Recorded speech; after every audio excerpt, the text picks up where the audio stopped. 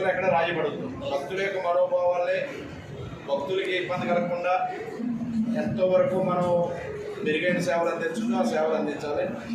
దానికి ఎవ్వరూ కూడా భిన్నంగా వ్యవహరించవద్దు. మీ సిబ్బంది కూడా గట్టిగా చెప్పండి. దర్శనం ప్రశాంతంగా ఎంతో వస్తారు కోరికలు. ఆ అనుభూతి వాళ్ళు అందుకోవాలి.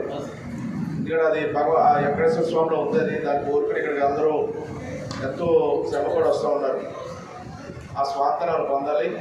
దానికి తగ్గట్టుగా మన వాళ్ళందరూ సహకరించాలి. చాలా డీసెంట్గా దేవాలయంలో పనిచేసే సిబ్బంది కానీ స్టాఫ్ కానీ ఎవరైనా సరే, నేను రికమెండ్ చేసాను, వాళ్ళు రికమెండ్ చేసాను, ఎవరు వచ్చారైనా సరే ఎవరు సరిగా పని చేయకుండా మాకు చెప్పండి.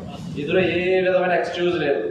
ఎవరిని స్పేర్ చేసేది టాలరేట్ చేయదు. దేవస్థానం విషయంలో ఎక్కడ రాజీ పడం.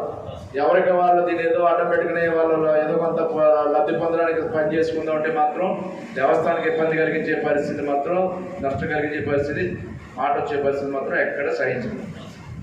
ఇక నేను అప్పుడే 15 రోజులు నుంచి అనుకున్నాను. నాకు టైం వీలు కాల. అసలు 10 రోజులకి అసెంబ్లీ వెళ్ళడం వల్ల హైదరాబాద్ 2 రోజుల ముందు ఏదో అందులో కాన్ఫరెన్స్ వెళ్ళకముందు, అసెంబ్లీకి వెళ్ళకముందే నేను మీటింగ్ వేయాలి. మన నేను కూడా వస్తూ ఉంటాను. మీకు కావాల్సిన సపోర్ట్ మేము అందరం ఉంటాం. సిబ్బందిని కూడా ఏమైనా ఉన్నా ఇదివరకు ఏం జరిగిందో వదిలేసాడు, కానీ ఇక్కడ నుంచి మాత్రం ఎక్కడ వాళ్ళ వల్ల ఏ విధమైన తలెత్తకుండా చూసుకోండి.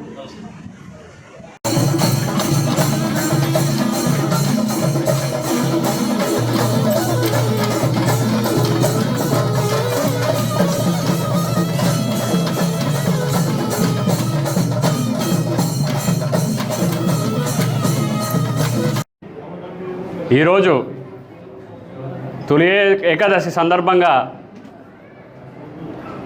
కోనసీమ తిరుపతిగా ప్రసిద్ధి చెందిన వాడపల్లి వెంకటేశ్వర స్వామి గారిని దర్శించుకుని